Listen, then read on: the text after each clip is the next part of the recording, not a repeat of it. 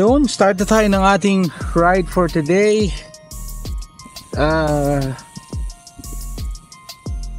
Today is day 16 ng ating 100 day challenge. Time check, it's 6:02. 6 o'clock na, medyo madilim-dilim pa.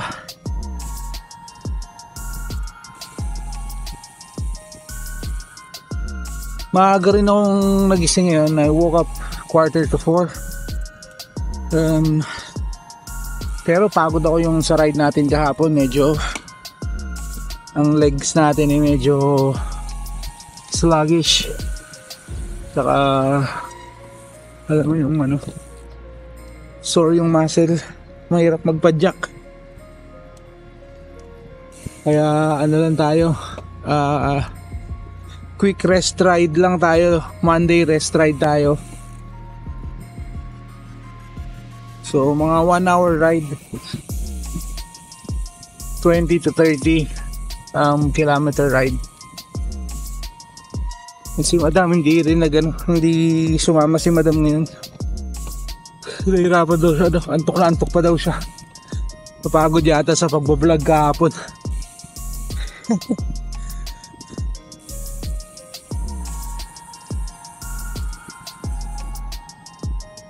Kumbaga kailangan natin ng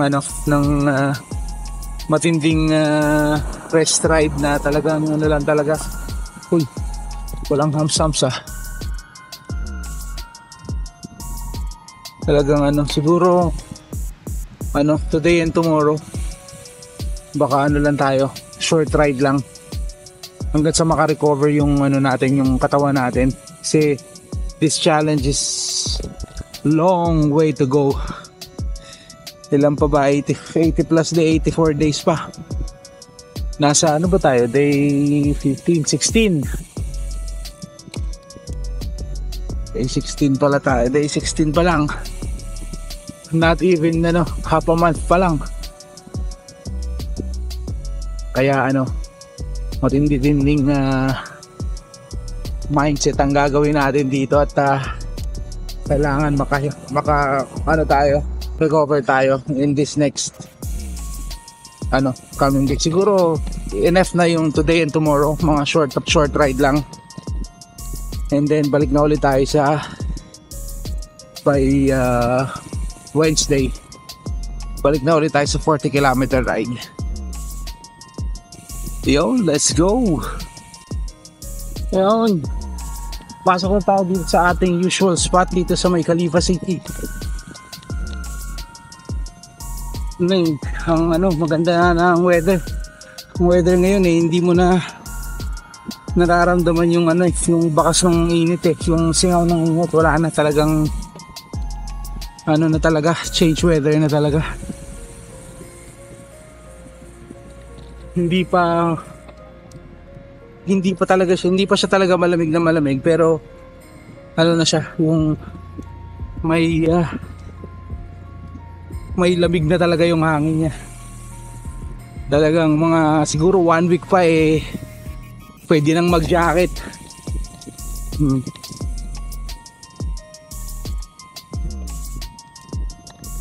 Medyo tayo ngayon,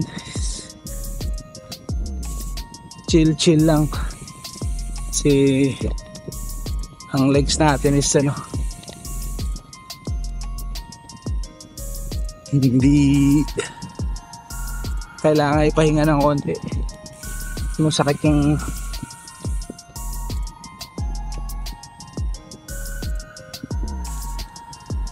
siguro talagang yung legs, nung legs ko talagang sumakit ng uso dahil hindi yung bike ni madam yung ginamit ko kahapon. Parang feeling ko yung mababa yung saddle, tapos medyo pumukpok tayo ng konti doon. Kasi hirap na hirap ako, gaano yung pagpedal ko. Hirap na hirap ako. Kumbaga kahit anong pedal ko hindi bumibilis .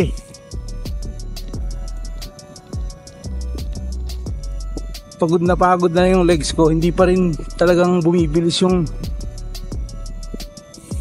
takbo ng bike. Siguro nga kaya nabilis na pagod yung legs ko dahil nga yung hindi yung sukat hindi ako fit doon sa bike, at saka parang mababa yung saddle. Anyway, that's done. Tayo ngayon, tingnan natin ngayon ang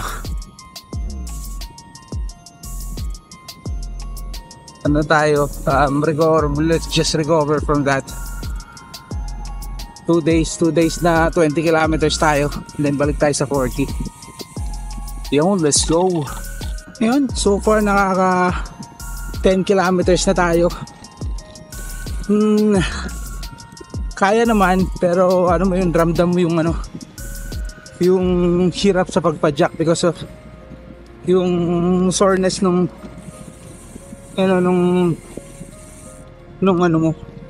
leg mo. Ayan, so on that note, shoutout muna tayo. Shoutout sa mga subscribers natin. Thank you po sa support. Sa mga bagong subscribers po, welcome po sa atin sa How to Fit. Sana po nag-i-enjoy kayo at may nakakapulutan kayong aral dito sa pinaggagawa natin.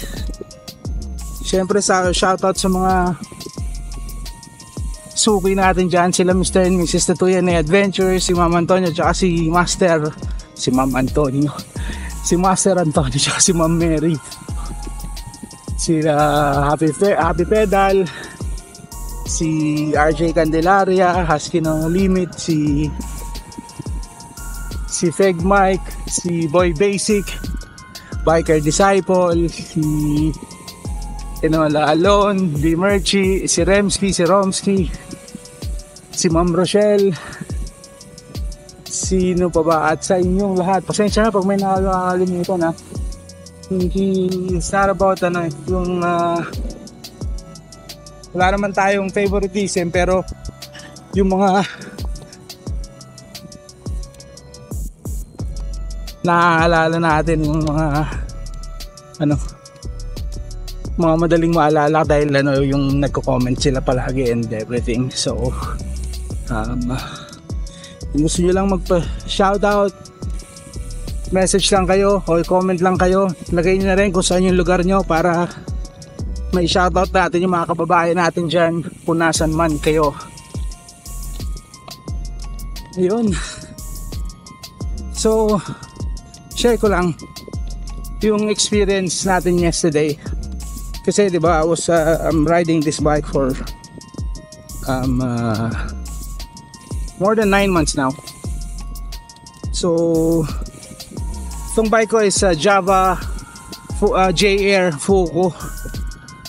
Carbon naman siya lahat, full carbon naman siya. Kung anong type ng carbon, I don't know. Carbon wheel set, carbon fork, carbon frame, carbon handlebar. So weight of this bike is nasa 8.5.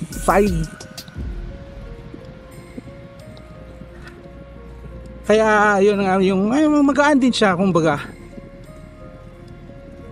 Tapos yung ni-ride ko naman kahapon, yung ginagamit ni Mrs. This is size 45. Yeah, size 45 to. Tapos yung yung kahapon naman, yung ginamit ko, yung ginagamit ni Madam, that's Java Siluro 6. Alloy frame, carbon fork, alloy wheel set, alloy handlebar. Tapos yung crankset ganun din, alloy din. The difference ang weight nun is nasa almost 13, 12.8, 12.9 ang weight nun. So around 4 kg difference between this bike and that bike. So tapos ang ang group set nito is 105. Ang hindi lang 105 dito yung crankset. So yun Shimano Sora ba? Sora yata. Shimano Sora yung yung component nun. Well, anyway, malaki din yung, or ramdam ko yung difference sa riding comfortability, kasi nga dahil nga siguro kasi hindi fit sa atin yun, parang inassume ko lang that the bike is yung tama ang sukat sa atin. That's anong size pala nun? Small. Nasa 51 yata ang size nun, kung di ako nagkakamali, size 51. Anyway, yun nga yung, kumbaga, may difference nga ba ang bike? Let's say for example, kung naging dalawa ako, same skills ng rider, may difference talaga sa bike. Syempre magkakatalo yan sa kung gaan ng bike, yung ganda ng component ng bike, yun magkakatalo. Pero if it's two different skill set, yan, dyan na lumalabas yung depende na sa rider, yan wala na sa bike. Yun. Pero yung tanong ba na if you use a yung super bike o yung, let's say for example from itong Java na gamit ko to a Colnago, yung sabihin natin yung lowest ng Colnago, yung V4, Colnago na V4, syempre may difference talaga yon. Kumbaga siguro mas mabilis ako doon, mas magiging komportable. It all boils down to yung yung is the bike the right fit for you. Kasi ganun naramdam ko hapon, sakit nung ko ang daming sumakit sa akin lahat na lang sumakit kahit yung yung singit ko namula hindi ko alam, because syempre nga yung hindi sukat sa'yo, yung saddle height hindi so yun lang yung masasabi natin. So bike fit is important, kailangan fit sa inyo yung bike nyo para kumbaga yung comfortability ng pag-ride ng bike, yan hindi malesen yung yung stress na masakit yung mga katawan mo pagsakay mo ng bike. Dapat kasi pag nakasakay ka ng bike, dapat nag-enjoy ka, hindi yung kung ano iniisip mong sakit ng katawan. Yun, ride safe po sa lahat, and lang tayo, happy lang tayo, lagi lang let's just enjoy life. Let's go. Ayun, tapos na rin natin ang ating 20 km rest day ride. Mag-exit na ako dito kasi although yung yung legs ko naging okay na, kumbaga nawala na yung soreness, kumbaga hindi mo naramdam yung bigat ng pagpedal, kumbaga naging relax na siya. Pero kahit na ganun pa man, kahit na I can do 40 today, I'll i-resting na rin natin to. So para importante din ng nakakapahinga tayo kasi so tomorrow tingnan natin kung maybe we will do 30 or 40 tomorrow, so malalaman natin bukas. So importante maipahinga tayo kasi part ng ng ating yung weight loss is rest. Part ng yan ng weight loss, hindi lang puro physical. Rest is very important din. Actually mas effective ngayon talagang total rest daw after a long but since may challenge tayo, iisipin na natin yung rest na yan next year na. For now yan yung tayo, kumbaga ang pinaka rest natin yung lang short ride lang, 1 hour ride ganyan na yung very low impact na pagbabike para ayun makarecover yung mga muscle natin. And then if kung talagang yung muscle natin ay talagang hindi if kailangan talagang mag total rest, I will stop this challenge kasi talagang importante pa rin yung ating safety, kasi no point of proving something na you just need to prove something na makomplete yung challenge, may injured ka naman, mas matagal-tagal kang mapabakante sa pagra-ride. So we'll just take it one day at a time.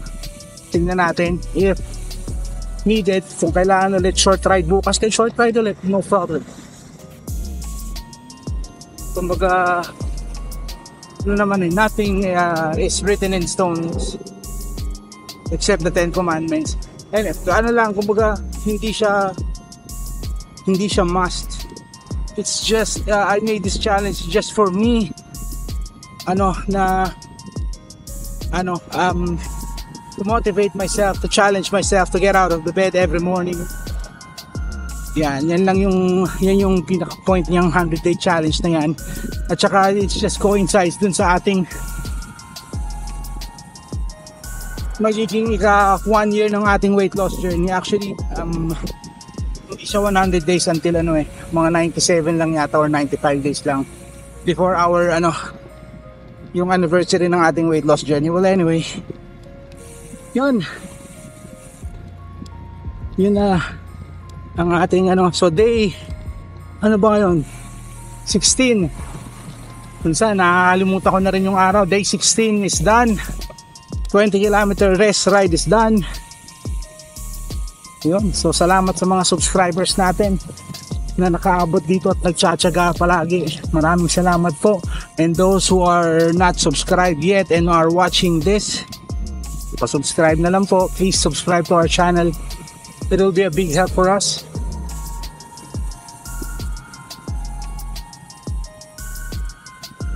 Yan, ito na. Home sweet home na tayo. Thank you, Lord, for the safe ride. And sa lahat ng mga pajackers natin dyan, riders, bikers,